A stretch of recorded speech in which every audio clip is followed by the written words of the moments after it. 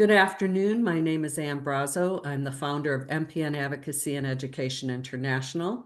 We are celebrating our 13th year in business, but I'm celebrating 22 years in the MPN space, if you can believe that. But it's been such a great trip for me, such a great journey for me. And we have started a series of patient and caregiver stories.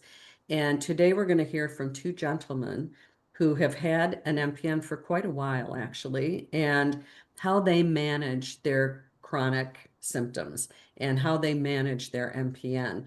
This is such an important topic. We talk about it all the time in our webinars, but today you're going to hear firsthand from two patients. We're going to start with Jeremy, and Buzz and I will be back and after Jeremy wraps up, and then you'll hear from Buzz. Jeremy, thank you. Thank you. So I currently have, should I start now? I guess so.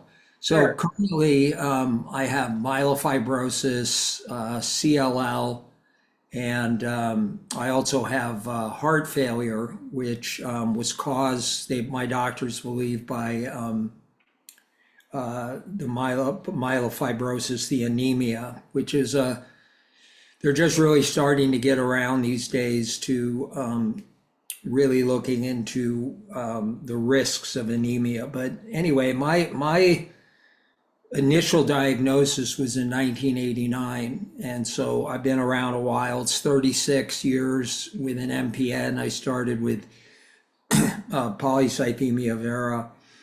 And back then, there weren't a lot of MPN specialists. There was Stanford. There was, of course, a very young Dr. Ruben Mesa at the Mayo out in Arizona.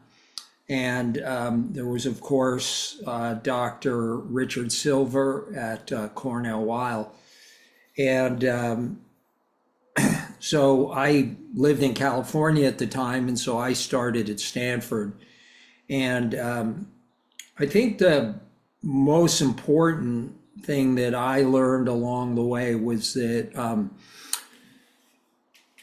we need to really begin to focus when you're especially when you're diagnosed early on your relationship and how you interact with your doctor, because there's this, I wrote an article many years ago for MPN Forum magazine about the history of the interaction of the patient with the doctors and how subservient the role had been. And that, I mean, you don't even call them by their first names, this whole idea that the patient just sits there and the doctor dictates the direction, I think is something that in 2025 we've got to end. When I was first diagnosed, I was told I had a very aggressive polycythemia vera, and what that meant was I'd have a very short life, and that was very unacceptable to me, as I had just gotten divorced in '89. I was raising my three kids, who were 5, 3.5, and 1.5 at the time. And I said, I don't accept these results. The challenge was that there wasn't a lot of data like there is today. In '89, there really wasn't an internet. It existed, but there weren't search engines quite yet. Netscape was still being developed. So thankfully, one of the advantages I had at Stanford was they allowed me to use their medical library that the doctors use and the researchers use. And I was able to do a lot of research, and I found out that there wasn't a lot of information on polycythemia vera. It was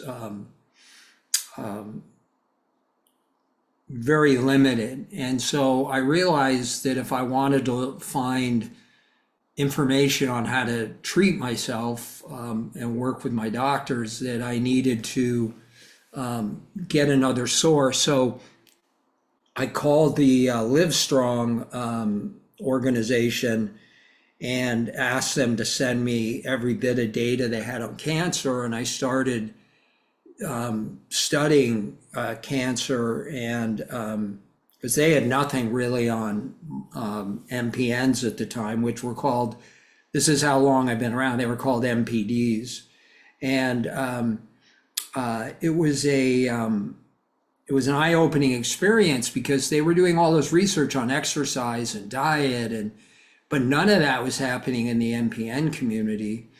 And when I went to my doctor, who was at the time was the chief hematologist, Dr. Stanley Schreier at Stanford, I used to laugh because his common response all the time was, we don't have any data to support that. So, but if you look at cancer patients in general, the patients that had the best outcomes were exercising, were proactive, were very highly focused on the medications they were taking and the diets that they were consuming. So I started doing a lot of research on this and began to develop an MPN program for myself.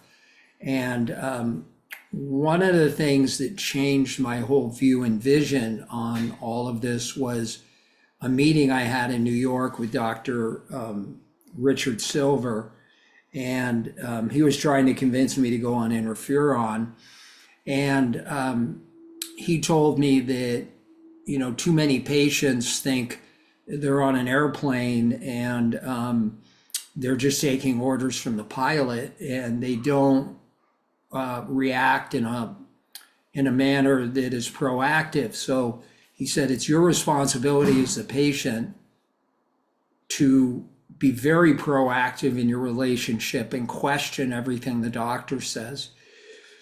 So on my plane ride back to New York, I took my business plan for my company and I wrote an MPN plan where I began to write out what my treatment plan would look like. At the time, hydroxyurea was the most prescribed drug. So I was taking Hydrea. I wasn't ready to move to interferon at that moment, but I created a group of doctors, and it wasn't easy because all doctors have egos, and they don't like to necessarily work together, meaning they like to be able to say, okay, here's my recommended path. Well, the more I spoke to different specialists, from Dr. Mesa to Dr. Silver to Dr. Schreier to Dr. Scott up at the Hutch, I realized they all had different opinions, and I liked that. And so what I created was I invited 4 hematologists to be part of my treatment plan. But their roles are strictly to advise and prescribe, and I make all of the decisions. And I just felt that for me, that was my best path because it is my life. And even if there was disagreement, as there sometimes is along the way, it's very important that you bring doctors in that don't necessarily agree, because it gives you a very broad perspective on what works and what doesn't work. And so I don't do anything without consulting with all 4 of them, but in the end, it's my decision as to what we'll do. So I'll give you an example of this. The interferon for me, which I switched to in 2012 when I was diagnosed with myelofibrosis, has been a life-saving drug. I still think, and this is my opinion, and one of the things that's really important to remember is that what works for me may not work for you. But my interferon wasn't as good as it was early on at controlling my spleen, but it was excellent at eliminating the detection of my mutations, and it was slowing the progression of the disease. And all of that's verifiable through the data at the doctors. And so I got to the point where my spleen was at almost 32 centimeters, so it was fairly large. And so the doctors said, you really might want to try Ojara, which is one of the newer drugs. And I was told that we would, the doctor said we'll have to stop the interferon and go with the Ojara. And I said, why? If the interferon works. And they said, and so a lot of times this is where you really have to get to the meat is why are they making this type of decision? And it really boiled down to that there was no data, there was no clinical data, there was no studies that compared the combination of pegylated alpha-2 interferon being used at the same time with Ojara. And so I said, well, if I stay on the interferon, I take the Ojara, will it kill me? And they said, probably not. And I said, then let's stay on it. And if we have problems with the interferon, we'll interacting with the Ojara, then we'll stop either the Ojara or we'll stop the interferon. And so they all looked at me like I was crazy. We were all on Zoom. And but they said, sure, let's go ahead and try it and experiment with it. And I've been doing that since March. And so far it's been really effective. I'm going to go for a scan next month to see how much my spleen has shrunk. But I can tell it already is by quite a bit, and I can eat a lot more now. And it's helped me put on weight. But overall, as a patient, I think there's 3 keys to success, and that is getting on the right drug, having the right doctors, and then exercise. If you break down ET, polycythemia vera, and myelofibrosis, exercise has a tremendous impact on eliminating, in some cases, or at least reducing, especially cardiovascular exercise,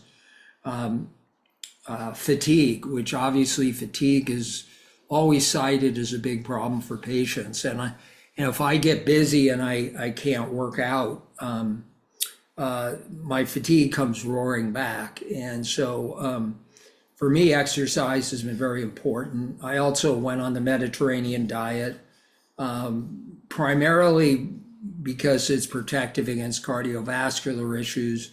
And I think you're going to hear more and more about cardiovascular issues, why it's important that your hematologist or oncologist don't take care of your cardiovascular issues, that you do hire a cardiologist who specializes in specifically cardiovascular issues, because if you're anemic, you're going to have a high risk of developing AFib or something else. And so there, more and more of MPN patients I talk to have AFib or some sort of cardiovascular issues. So as a preventive measure, as I said at the beginning, you have to be a proactive patient. Proactive patients all across the board, whether it's cancer, leukemia, MPN patients, the more proactive patients are, the longer lives they generally live. And I've lived a very long life. And again, it's very different. I was diagnosed at 30 years old. They think I had my disease for probably 5 to 7 years before that. So, but if you're 70 when you get diagnosed, your goal isn't to live another 30 or 40 years like it was me at 30. So how you approach that is going to be very different than someone who's 19 or 20 years old. And I use 19 because I met a 19-year-old at Stanford who had polycythemia vera. And so my goal is also to avoid a stem cell transplant, because I'm not a big fan of the stem cell transplants unless you're near the end stage, because first of all, in myelofibrosis patients, the survival rate's around 50%. And so there's a 50% chance you may not survive. It's very different for a PV patient. So you have to take all of those things into account. A PV patient has a much better chance at having a successful stem cell transplant than a myelofibrosis patient does. And so it's vitally important that you acknowledge all of these things and that you are, as I said, proactive and very focused on yourself. Another person that I think is really important to have on your team is a psychiatrist or psychologist, because everybody goes, when you first get the diagnosis, goes into some sort of reaction, whether it's shock or just depression. And it's really important to have someone to talk to besides friends, because your friends are always going to tell you, oh, the first thing is, oh, you look great, you're going to be fine. And after a while, you can have some pretty dark feelings about things. No one knows what it's like for an MPN patient, and it's different for, a PV patient versus an ET patient versus a myelofibrosis patient. So it's good to have somebody to talk to about your mental state. And I know as a society, we're not always taught that we should seek help, but one of the really great gifts from Dr. Schreier was, he said, you really need to get a psychiatrist or psychologist involved and start meditation. And that was very important to me long term, because there's peaks and valleys, ups and downs in a lifetime of being a myelofibrosis or a PV or an ET patient. And you're going to have good days and bad days. And having a support system in place that's not a family member, someone who's independent. If you ask my wife what it's like to live with me, it's very different than what my therapist thinks, because my therapist doesn't live with me, but my therapist can be more objective than my wife. And it's not easy, being the caretaker who has to change their life to help the MPN patient survive over a long period of time. And for me, it's the psychiatrist or psychologist has been a valuable tool for me to help me understand meditation, as well as how to deal with there is a potential that, you could go at any time. And, it's not something to be ignored, but at the same time, you don't want to spend your life dwelling on these issues. And so those are some of the things that I've learned over the years. And then the last thing I'll say is that I think it's really important to have a good sense of humor and to be as upbeat as possible. Now, that's not always easy. I'm not the most pleasant person to be around, although I can be very humorous at times, according to my two Frenchies in our house, because they adore me. But it's a long journey, thankfully, for most MPN patients today. And if I can give you a little bit of hope, I can't think of a better time to be alive today with an MPN, because there are so many new drugs available and so many new drugs that will be out in the next 3 to 5 years, that at some point, every single MPN disease will be a treatable or chronic, if you will, event, including myelofibrosis, where you don't need a transplant anymore, that you can live 30, 40, 50 years with the disease because of these life-extending drugs that allow, doctors to deal with anemia, which Obviously, it's for the first part of my MPN life, anemia was something that they watched, but they didn't have any drugs to treat it. And so with Ojara, it's been a blessing to be able to boost up my hemoglobin a little bit and to reduce my spleen size. And there's going to be more and more drugs coming out that deal with anemia issues as well as other aspects to each individual MPN. So there'll be more drugs for ET patients, more drugs for PV patients, and better drugs that are more efficient at dealing with these issues.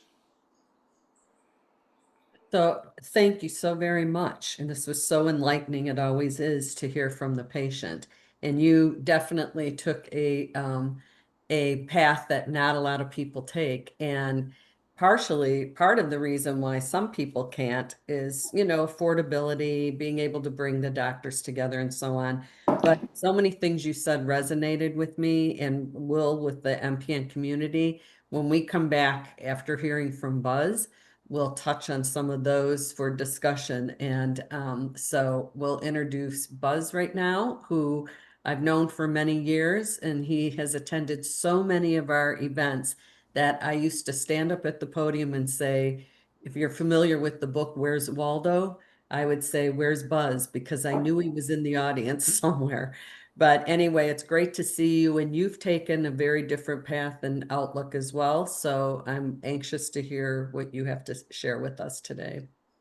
Well, thank you, Ann. Thanks for the invite for having me here as well, too. And even though I have taken a different path, I think we're going to hear a lot of similarities between what Jeremy just talked about as well.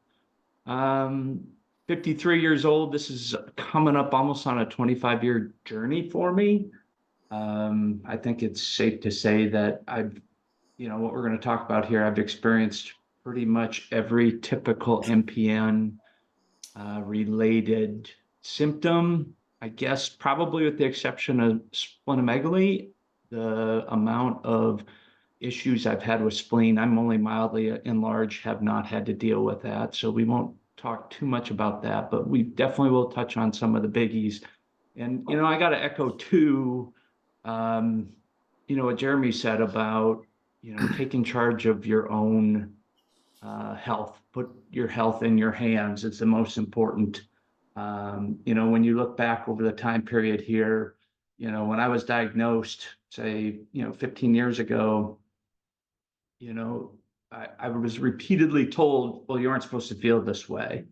And, with the research and the attention that we've gotten, over the past decade, the discovery of JAK2, it's pretty clear that these symptoms are real and they're symptoms that we share. So we're going to get into all that here. But first, barrier for entry. Everything in here is anecdotal. I got to tell you that right now. What's worked for me over 25 years, and some of it has been drudgery for me to figure some of this stuff out, but everything is anecdotal. We're all different, although I do share plenty of similarities with Jeremy, and I'm sure share plenty of similarities with each of you. You just got to remember that this is your own path, your own journey, and hopefully I can give you a little insight and keys that can help you with that journey as well.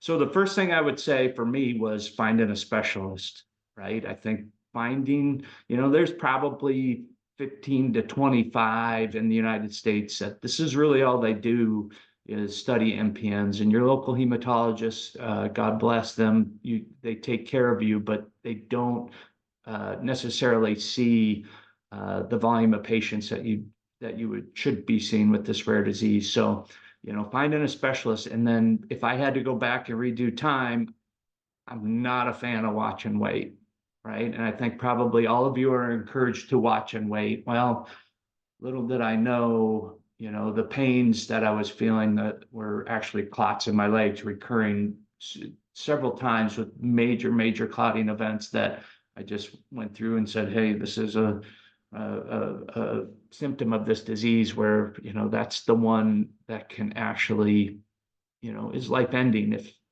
not life altering. And it's something that we all need to be aware of. And for me in particular, I'm on Pegasus. You know, I'm not going to go out and speak for a particular brand, but that was the right one for me.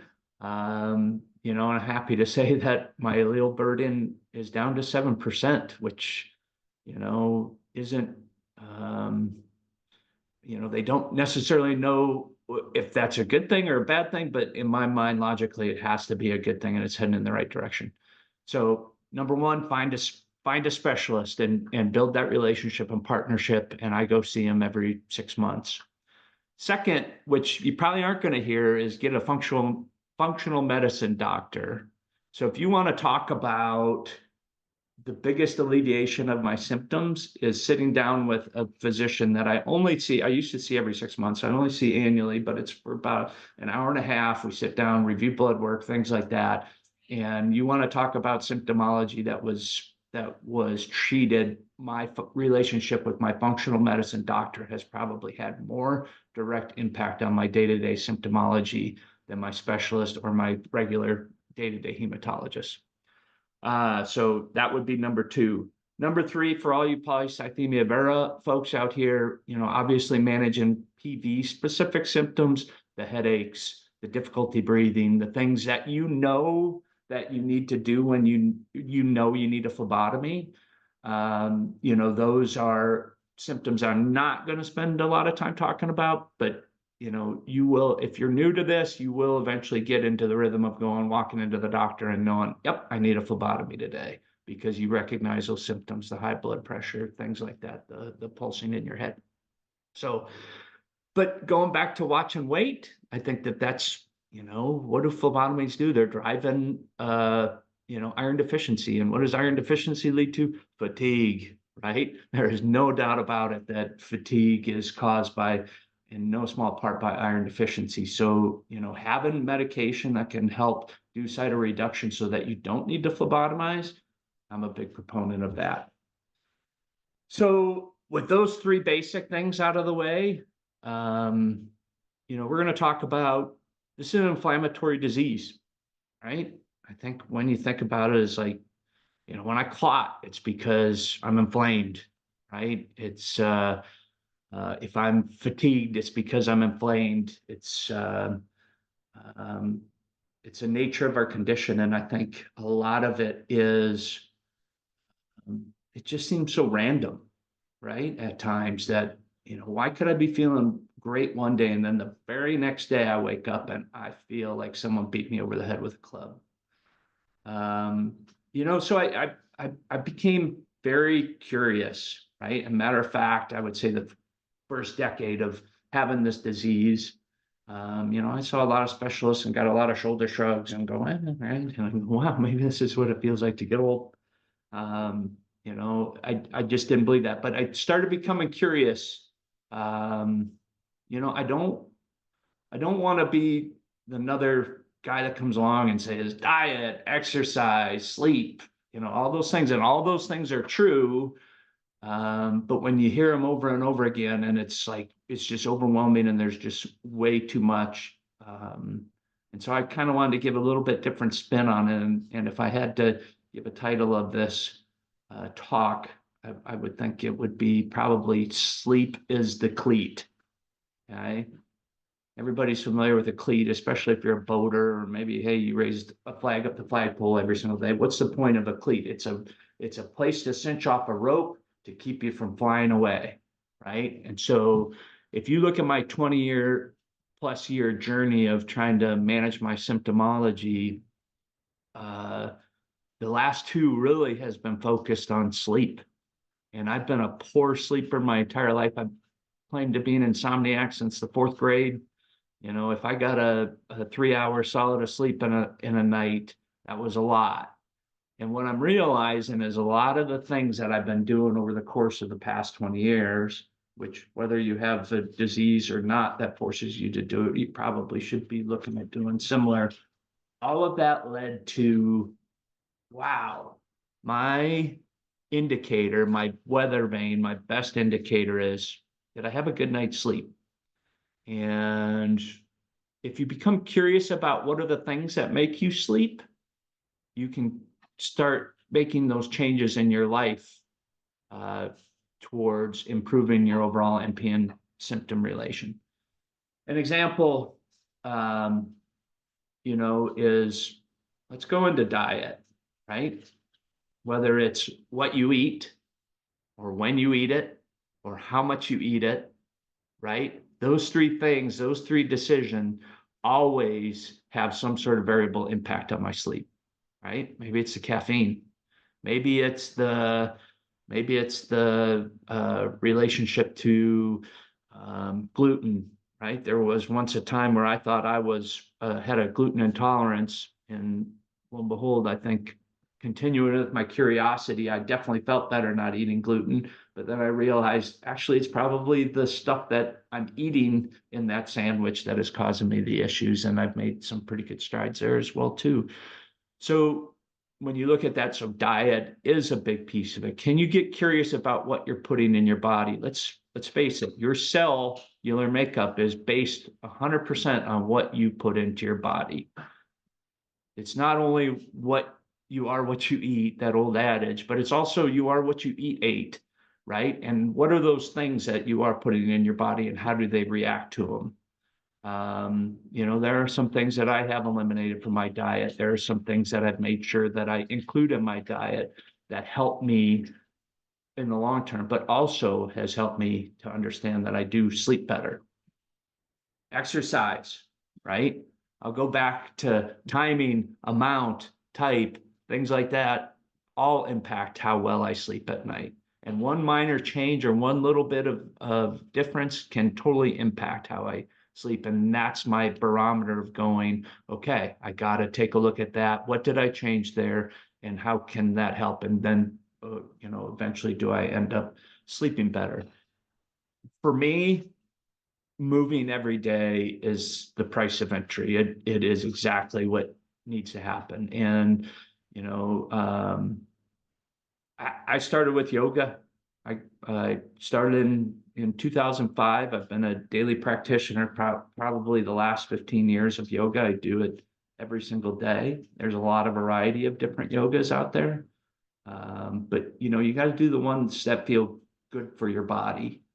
To do that every day, to me, it's 7 days a week. It's uncompromised that I am doing some sort of movement. I won't say that I do yoga every single day. I'm about a 330 day a year kind of guy, but I do some sort of movement every day, including resistance exercises. And I tell you, some days it's 5 minutes, some days it's 30.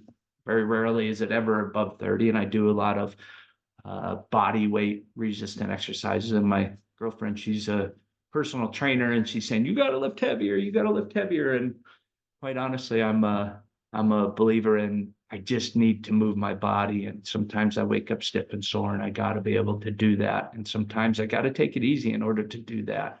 And do I necessarily need to be stronger? I don't think so. I think I need to be able to maintain my strength. But the number one rule for any exercise program for me is don't get hurt, right? Because as soon as you push yourself and get to the point where you get hurt, I think that's where you end up having to take days off. And again, I think, moving your body is an every single day event. And I do plenty of it, including get outside, walking. Sometimes I even run. I've been doing Orange Theory. I actually graduated. It took me 20 some years to get up to that level, but I do feel like I'm getting better and heading in the right direction, and exercise and diet are a big piece of it. And echoing what Jeremy says, meditation, if I had to pick and choose, right, probably the most impactful thing that I have ever done is meditation. And I think it was actually my yoga, moving my body. What's the purpose of yoga? Many will tell you so you can sit still during meditation. And, I think that was a natural progression for me. And I was ready to start meditating. I've been meditating at least 20 minutes a day for 8 years on my practice, and do plenty of practice outside of that as well, too. And, when you talk about sleep related, and I know, at least for me, and I'm guessing for most people on this webinar, anxiety is probably the number one inhibitor of sleep, right? And, I could do a whole webinar itself probably on meditation. I'm such a believer in it. And, the whole point of meditation isn't, or let's just say it gets all garbled up, but for me, it's just sit, right? Meditation isn't about making you feel good. It's about making you feel what you feel with very good awareness. And let me tell you, recognizing that and being able to develop that and cultivate that, nothing makes you helps you sleep better. So if I'm starting to feel anxious or feeling out of kilter, where do I notice it first? My sleep is my cleat, right? It's telling me my sleep is impacted first and I'm not sleeping well. I'm waking up in the middle of the night. And then worse off, right? When I'm sitting there sleeping and I wake up and I can't get back to sleep, right? It's, are you taking care of what's running through your brain, and can you learn to relax and learn to accept that what is out there? So I've done a flip flop. It was a 20-year journey to get me to sleep better. And I've always been just, I don't label myself as a poor sleeper anymore, but man, I did for my entire life. And all these little things, checking out my food, exercising, and being uncompromising about it. I got to tell you, I do have an order of sequence that, yes, sometimes life gets in the way and some gets busy, but number one on my list is I'm always going to meditate.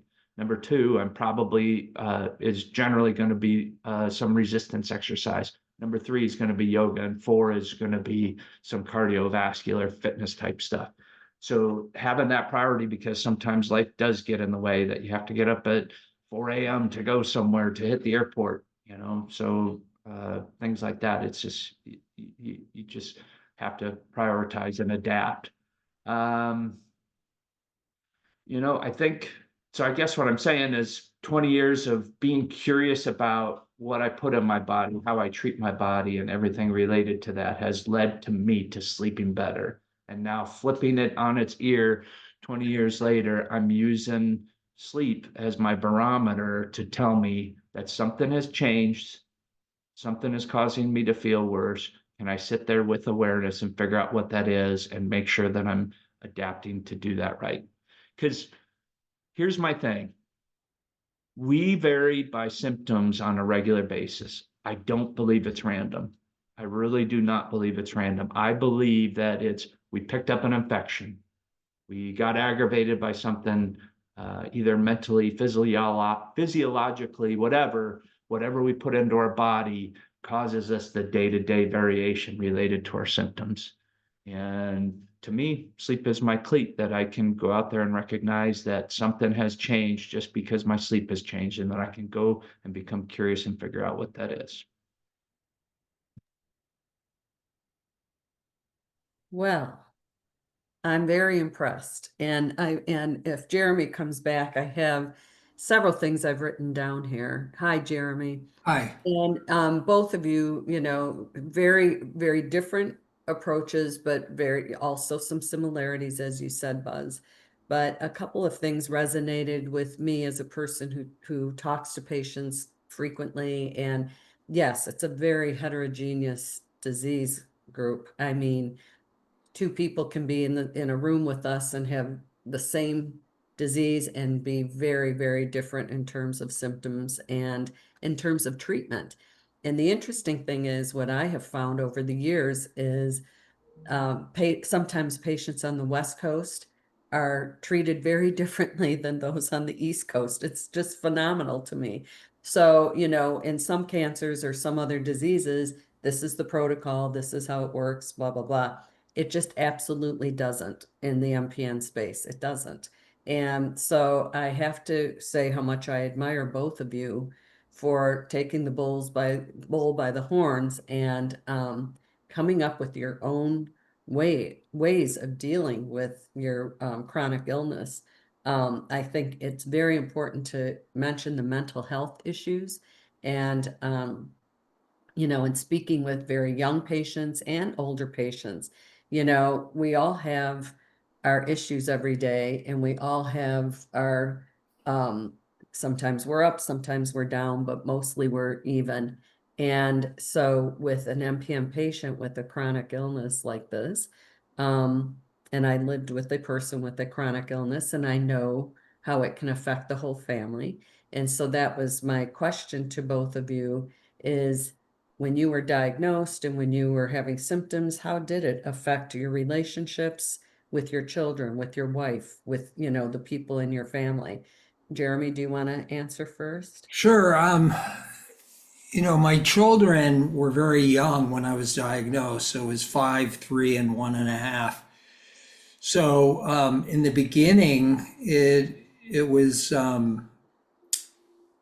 I couldn't talk to them about it because they were too young. But as they got older, I offered them the ability to come to my doctor's appointments and ask questions if they wanted to. It turned out only one wanted to, but I've had a lot of ups and downs. So, there's moments where I couldn't do what they wanted me to do, go to a ball game or something like that because I didn't feel well enough. So, but they've adjusted to it. My oldest is in his 40s now, and their first concern, which you don't think about. So, children are different than another adult, your girlfriend or wife or husband. Their first worry was, will I get what you have? Mhm. And so I quickly told them that, while there's no guarantees in life that you couldn't, the odds are very low that my gene mutations will transfer to you. And so far they haven't. I actually got them all tested for the JAK2 gene. And so I think Buzz brings up, and as you did, Ann, I think the mental issue, depending upon the day of the week, is, probably it's different for every patient, but it's also similar in a lot of ways. And then you get into the whole, when I was divorced, so for me, there was, do I tell the person I'm dating that I have this and how will they react? And, you could do a whole seminar just on that. And I think you guys have a seminar coming up talking about, and this is something that you're doing that no one else is doing, which is, there's sexual impacts on the function of your body. And no one talks about it. Not even the doctors don't. They never. I've never once been asked by my doctor, "Oh, are you being impacted at all in your sexual life at home?" And so I wound up bringing it up. So good questions. Yeah. I mean, you're absolutely right. And we host an event for women every year because there are very different things that happen with women with an MPN and in life, period. And oh, I didn't mean to say that. But anyway, but in general, there are many different things that happen to women that are different and that happen to men. And so we do talk about the sexual function of MPN patients, and we try to talk about every single thing that impacts your lives. And so, Buzz, I'll turn to you and how your diagnosis impacted your relationships. And these can be work relationships as well, because we hear from patients that are terrified to tell their bosses that they have an MPN because it's a chronic blood cancer and For they sure. may not get promoted. They may not, if they miss a day, they might start losing credibility in the workplace. But Buzz, go ahead. Well, I quit my job. Mhm. So, and it was because, well, part of it was I think my work was contributing to my symptoms as well too, right? You talk about cortisol and stress and anxiety and things related to that. It definitely was an issue. So I knew it was something had to change there. So yes, that is a definite concern. And but as far as my family goes, my kids, I doubled down on them. I really did, right? And for the longest time, I didn't even tell them that I had a disease. Matter of fact, it was probably they've probably only known for maybe 6 or 7 years, even at this time. And I have a 23-year-old and a 22-year-old. But that was a great time for me to walk away from a career and really double down on my kids at that point in time, because I was questioning what the heck does all this mean, and what does this mean for my future as well too? And there's some sort of legacy for me. It isn't going to be how big my IRA is. It's going to be about how have I taken care of my kids? Mhm. Mhm. Can I add one thing to that? Sure. Yeah, because I think it's interesting hearing Buzz's perspective because I actually doubled down on my work. I was flying 1 million miles a year for out of the 36 years, probably 35 years of that. And I never missed a day of work. I was very conscious about it. But it wasn't necessarily healthy for me to go down that path because it was like denying that it almost became a mantra of proving that I still brought my business game to the table, and that's unhealthy too. Mhm. But I know several top executives at Fortune 500 companies that have polycythemia or myelofibrosis, and they've all chosen to keep it private. I went the other way because when I read about Phyllis George, the CBS broadcaster, she died from her PV after 30 something years. She chose to keep quiet. I decided that I would actually go to the media, the Wall Street Journal, and get interviewed because I wanted people to know that they could live a normal life. That was the number one reason. It wasn't for me personally to get notoriety. And it's every decision that a human being makes that has an MPN on these type of things. It's your own personal decision.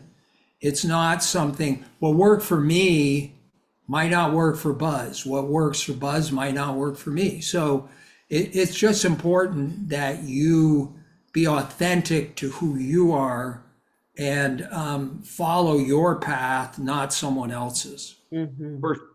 And Definitely. I think, that's a great example of, I think what you said is, prove that you can live a normal life. I think when you look back where I was, I didn't believe that to be true, right? I swept it under the rug. And if you would have asked me if I'm sitting here, at 52, sitting here on a video, feeling the way that I do, I would have said 0% chance, right? Just projecting it out. So, I guess now maybe I'm coming back. This is the second time I've done an event with Anne, right? And coming back and kind of sharing because I do feel like you can live a normal life, but I didn't feel that was the case 15 years ago for sure. Yeah. And and Buzz has been in our patient advisory council for ever since its inception. And really it provides some great insights. Excuse me. And Jeremy, I'd like to invite you to be a part of that as well if you're Sure. interested. Um, Now that I'm retired, I have time. So Excuse me, that's great. So one thing I would ask, and you've both said some wonderful things. I mean, that will definitely resonate with the patients that see this. And that is, this is an invisible cancer, as this young gentleman that was with us a couple days ago said. And so, that whole idea of you don't look sick and how you both have managed that. But if you would like to impart just one more piece, one more bit of wisdom to the patients that will be seeing this, that would be great. And then we'll wrap it up. So, Jeremy, would you like to begin? sure, I'll try and be quick this time. It's okay.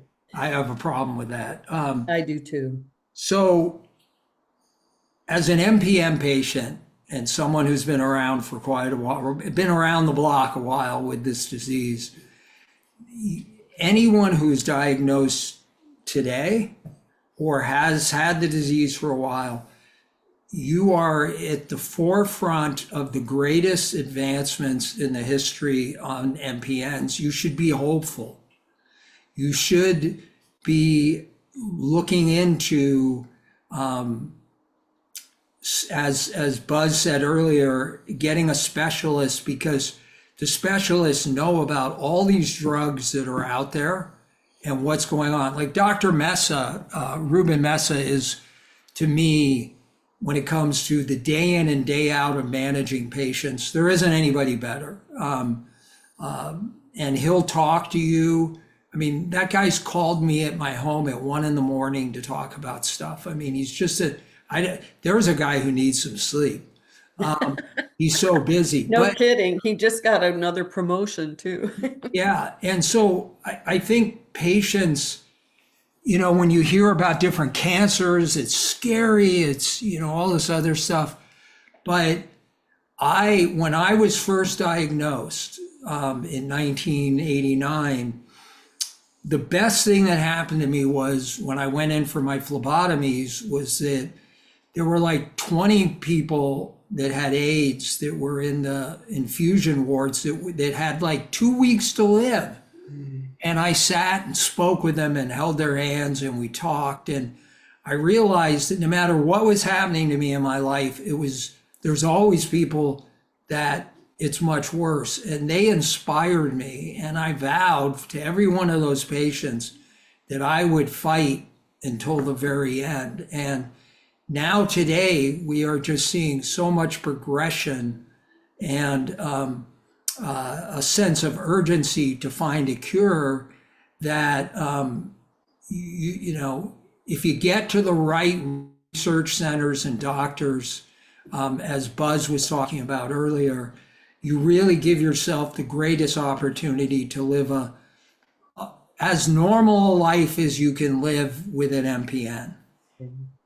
And again, I would just reiterate that not the bigger majority of our patients may not have the wherewithal to see an MPN specialist. And there are many now. I mean, Buzz, you mentioned 15 to 25.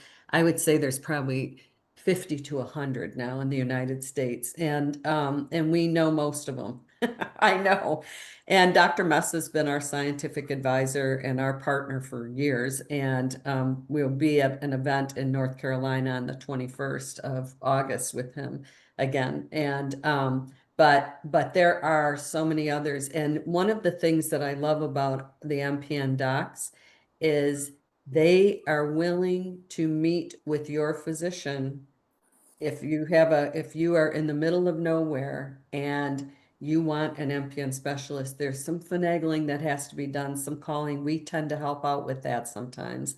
And they will consult with your MPN doc. So that's a possibility for the patients listening right now. Buzz, what wisdom would you impart at this juncture of our webinar? Be curious.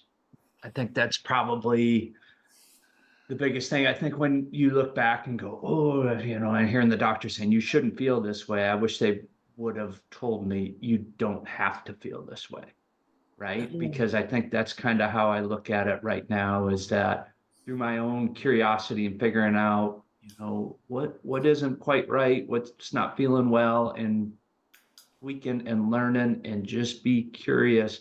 It doesn't mean that I don't have bad days, folks. I do, right? I definitely do. But it's like I use that as an opportunity to learn something that I haven't learned, or maybe I just got plain too lazy with the stuff that I did learn. So be curious. You don't have to feel this way every single day. I love it. And I love the word curious. I like people in my life that are curious about everything. But this is great. And thank you both so very, very, very, very much. I'll be in touch very soon to put our little pack meeting together.